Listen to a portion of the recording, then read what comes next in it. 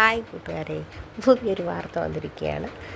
ഏതായാലും ഒരു fake influencer അറസ്റ്റിലായിരിക്കുകയാണ്.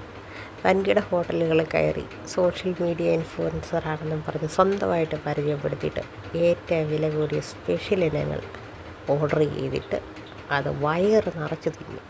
അത് വയറ് നിറച്ച് തിന്നുക മാത്രമല്ല, അത് സ്വന്തം ക്യാമറയിൽ ചിത്രീകരിക്കുകയും ചെയ്യും. എന്നിട്ട് ഹലോ ഗൈസ് എന്നൊക്കെ പറയും.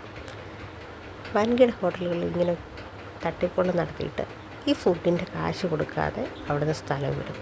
നമ്മുടെ ഇവിടെ ഒന്നും അല്ല കേട്ടോ, US ബ്രുക്ലിനിലാണ് ഇൻസ്റ്റാഗ്രാം ഇൻഫ്ലുവൻസർ ആണെന്നും പറഞ്ഞ് പരിചയപ്പെടുത്തിയ പീച്ചും എന്ന 34-കാരി തട്ടിപ്പ് നടത്തിയിരിക്കുന്നത്.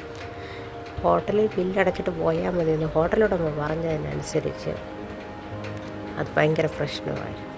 അങ്ങനെയാണ് അറസ്റ്റിലേക്ക് നീങ്ങിയത്.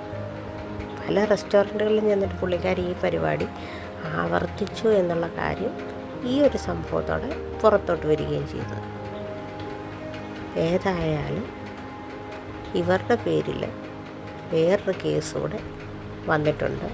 ഇവരെ താമസിച്ചിരുന്ന വീട്ടിലെ വാടക കൊടുക്കാത്തത് കൊണ്ട് അവിടുത്തെ ഉടമ വീണ്ടും ഒരു പരാതി കൊടുത്തു. അവിടെ നിന്ന് ഇറക്കി വിടുകയും ചെയ്തു.